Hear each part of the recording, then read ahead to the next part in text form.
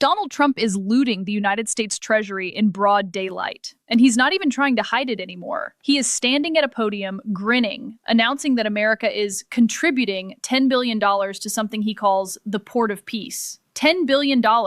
And then, almost mockingly, he calls it a very small number. Small. $10 billion while working families are drowning in rent. $10 billion while veterans are told benefits must be cut. $10 billion while Republicans insist there's no money for healthcare, education, or food assistance. This is not foreign policy. This is state capture in real time. Because when you peel back the branding, when you strip away the soft focus language, what you are looking at appears to be a shadow power structure, a parallel global alliance built for strongmen. Netanyahu, MBS, Putin, Orbán, the same authoritarian cabal that thrives on chaos and transactional loyalty. And Trump is inserting himself at the center of it, while demanding another $10 billion from the IRS at the exact same time. Let that sink in. He is suing the United States Treasury for billions, while redirecting billions into a murky international operation with no congressional mandate, no democratic oversight, and no transparency. If this were happening in another country, we would call it corruption. We would call it oligarchy. We would call it an emerging authoritarian regime. Here, it's being packaged as a contribution. This is how democratic erosion begins. Not with tanks, but with smiling announcements and magical thinking. With normalization of the grotesque. With the quiet assumption that no one will stop him. But here's the problem for Trump. The receipts are surfacing. The alliances are being examined. The financial flows are being questioned. And what he framed as a triumph is beginning to look like a disastrous overreach. Tonight, we are breaking down the $10 billion maneuver that may expose the rot at the core of Trump's shadow empire, and why the panic inside MAGA world is escalating by the hour. Now, here's where the gaslighting machine kicks into overdrive, because the same movement that is now casually floating $10 billion into a shadow port of peace operation spent years screaming that Democrats were the corrupt ones. Remember that? Remember the chants about draining the swamp? Remember the righteous indignation about Hunter Biden's laptop, about weaponized government, about fiscal responsibility? Let's look at what he really said. Donald Trump has repeatedly claimed he doesn't profit from politics. He said he was losing money by serving. He said he was the only president who didn't need the paycheck. He framed himself as some reluctant billionaire patriot sacrificing for the country. That was the narrative. But the reality? He monetized the presidency from day one. Foreign dignitaries funneled money into his hotels. Political groups booked events at his resorts. His children secured international trademarks while he was in office. Jared Kushner walked away with a $2 billion Saudi investment fund shortly after leaving the White House. And now, we're supposed to believe that a $10 billion contribution tied to a block of strongmen is just harmless diplomacy? Give me a break. This is the same ecosystem that screams fake news anytime scrutiny appears. The same Fox News echo chamber that flips reality on its head. You saw it. Hosts shouting that Democrats are the party of corruption, claiming billions are being siphoned into fake businesses, accusing shadow forces of running the country. Projection. Pure projection. Because while they're ranting about imaginary conspiracies, Trump is openly discussing redirecting $10 billion. Not appropriated through transparent legislative debate, not tied to clear humanitarian metrics, just a vague, branded initiative conveniently aligned with authoritarian leaders who share his disdain for democratic norms. And let's talk about the IRS lawsuit for a second. Trump is actively suing the federal government for roughly $10 billion, a staggering figure.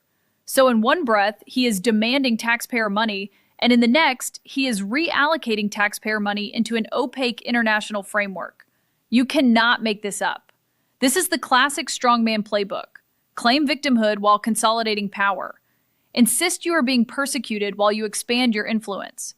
Tell your base the system is corrupt while you manipulate the system for personal leverage.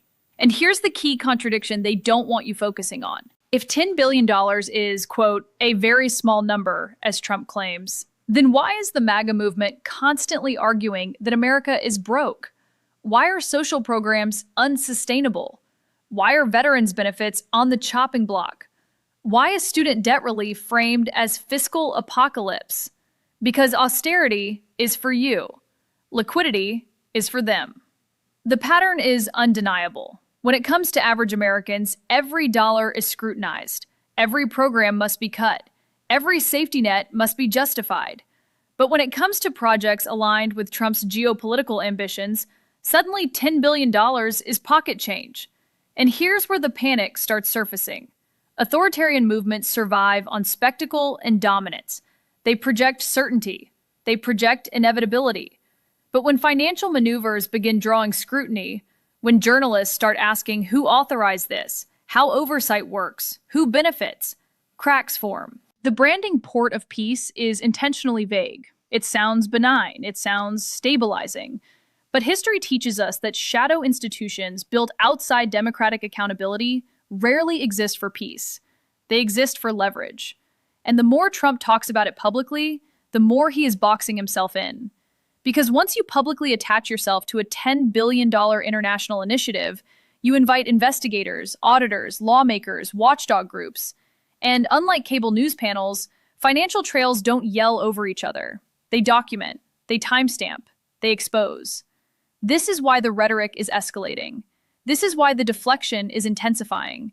Because if the American public starts connecting the dots between Trump's IRS demands, his alliances with strongmen, and this $10 billion maneuver, the port of peace stops sounding diplomatic and starts sounding like something else entirely. And that's where things get very dangerous for the MAGA machine. All right, now we go deeper. Because once you move past the branding and the bluster, the timeline starts telling a story. And it's not a comforting one. Let's start with the public statement itself. Trump announces the $10 billion contribution and frames it as minimal, a very small number. That language matters. When a political figure downplays an amount that large, it signals either reckless indifference or strategic conditioning. He is normalizing the extraordinary. Now look at the timing. At the same time this announcement is circulating, Trump is pursuing litigation against the IRS for roughly $10 billion related to prior tax disputes. So pause there. I want you to picture this clearly. On one track, he is arguing he is owed billions from the US government. On another track, he is discussing billions being redirected into a new international initiative. That symmetry is not accidental. It creates leverage, it creates confusion, it blurs lines between public funds and personal positioning. Now let's examine the structure of this so-called port of peace. We are not talking about a traditional treaty ratified by the Senate. We are not talking about a congressional appropriation debated line by line. There has been no publicized legislative framework detailing oversight mechanisms, auditing procedures, or reporting requirements. Instead, we have branding. We have optics. We have a name that sounds humanitarian. But when you look at the geopolitical alignment forming around it, Netanyahu in Israel, Mohammed bin Salman in Saudi Arabia, Viktor Orbán in Hungary, and the ever-present shadow of Vladimir Putin, you start seeing something different. These are not leaders known for strengthening democratic institutions. These are leaders known for consolidating executive power. And Trump has long admired that model. Now here's the critical piece. Strongman alliances operate on transactional loyalty. They are not values-based coalitions. They are leverage-based networks. Money flows create obligation. Obligation creates influence. Influence creates insulation. If $10 billion is being positioned inside a structure influenced by leaders who have historically resisted transparency, then oversight becomes extremely difficult. And that is precisely where authoritarian systems thrive, in opacity. Let me walk you through how this could function structurally. Imagine a multi-nation development framework branded around peace and stability. Funds are allocated into infrastructure, security partnerships, or reconstruction projects. Contracts are awarded. Consulting roles are assigned. Advisory boards are formed. Now ask yourself, who sits on those advisory boards? Who wins those contracts? Which private entities are positioned to benefit from infrastructure development tied to political allies? You don't need direct embezzlement for this to become a grift. You need proximity. You need influence. You need access. And Trump's inner orbit has a long history of monetizing access. We saw it with Trump hotels hosting foreign delegations. We saw it with the revolving door between government roles and private investment funds. We saw it with Jared Kushner securing billions from Saudi interests shortly after leaving public office. That wasn't technically illegal, but it demonstrated how power relationships can convert into financial pipelines. Now imagine a $10 billion geopolitical project layered on top of that ecosystem. This is where institutional risk escalates, because when public funds intersect with private networks lacking rigorous oversight, you create fertile ground for self-dealing, preferential contracting, and influence peddling. Even if every dollar is technically accounted for, the structure itself can advantage insiders. And let's address the small number framing one more time. $10 billion is roughly equivalent to the annual budget of multiple federal agencies combined. It is not symbolic. It is substantial. When leaders trivialize large allocations, they are conditioning the public to disengage from scrutiny. That is political psychology at work. Now consider the international implications. If this port of peace framework positions Trump as a central broker between authoritarian-aligned states, he gains something incredibly valuable: diplomatic relevance without holding office. That relevance can convert into speaking fees, consulting arrangements, investment access, or influence over future policy platforms.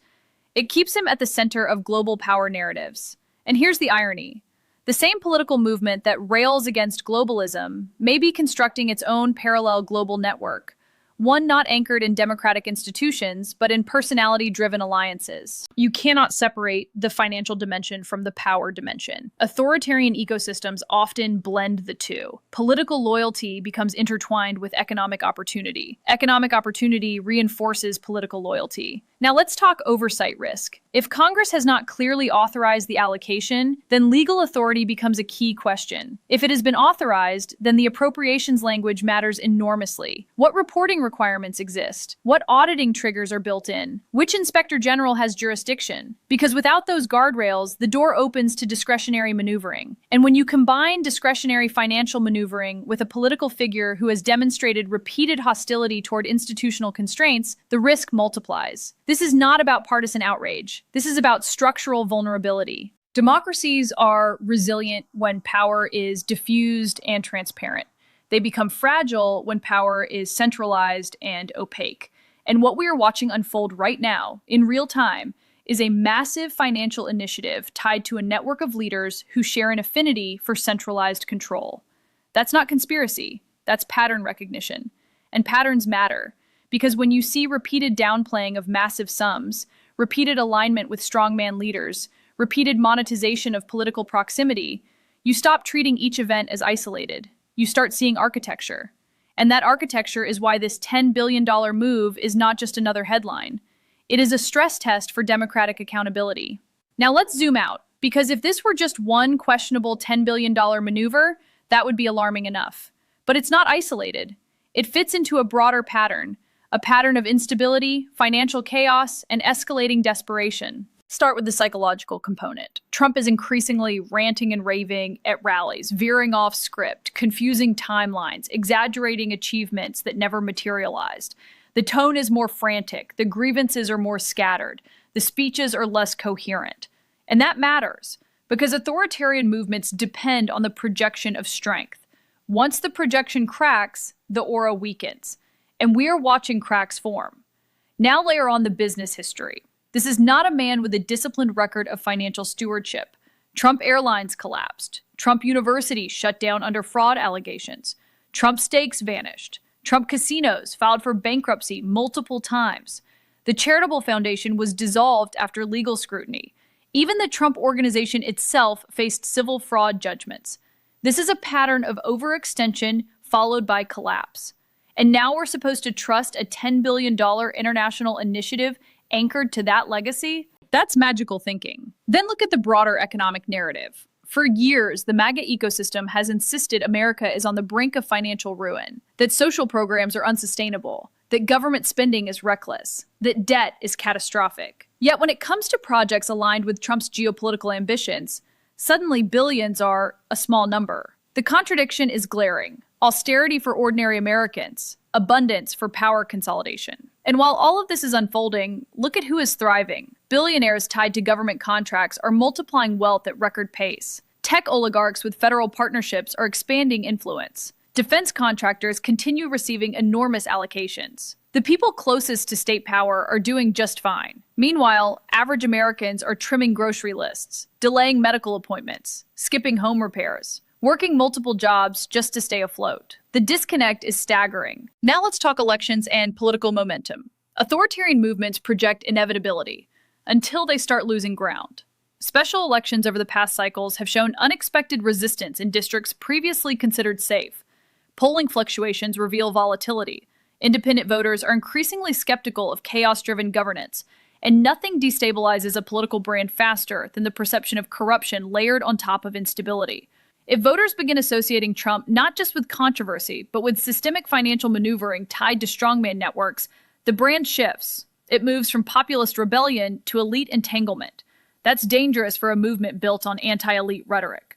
Then there's the international optics. America has historically positioned itself as a defender of democratic norms. When a former president appears to align with leaders known for democratic backsliding while floating massive financial initiatives, it raises global questions.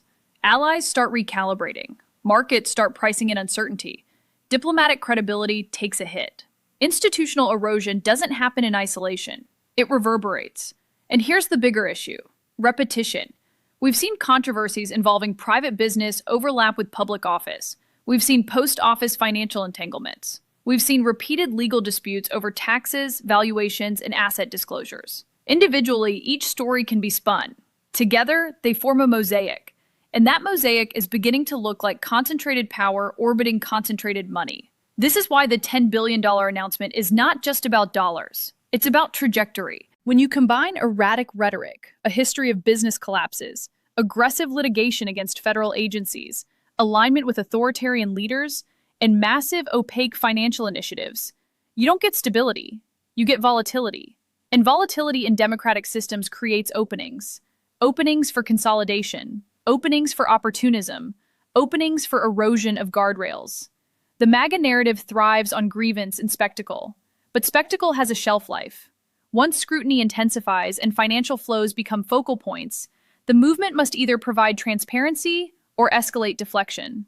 We are already seeing the deflection: more shouting, more accusations, more projection. But projection cannot erase documentation. And documentation, contracts, appropriations language, financial transfers, litigation filings, has a way of outlasting rhetoric. This is why this moment feels different, not louder, heavier. Because when money, power, and international alignment converge at this scale, it stops being just another rally speech. It becomes a referendum on institutional integrity. And institutions either hold or they don't. This is the line. This is the dividing line between truth and spectacle, between accountability and magical thinking, between democratic transparency and shadow power structures built on loyalty and leverage. A $10 billion small number is not small. It is not symbolic. It is not harmless branding. It represents priorities. It represents power. And it represents who this movement believes the government is actually for.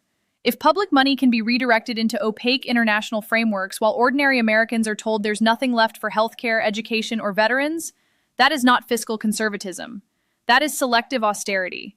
And democracies cannot survive selective accountability. The difference between corruption and governance is oversight. The difference between strength and authoritarianism is transparency. And the difference between patriotism and personal power is whether leaders submit themselves to scrutiny. We cannot normalize the grotesque. We cannot shrug at the outrageous. And we cannot allow financial maneuvering at this scale to become background noise. If you believe in independent analysis that follows the money and challenges power, hit subscribe.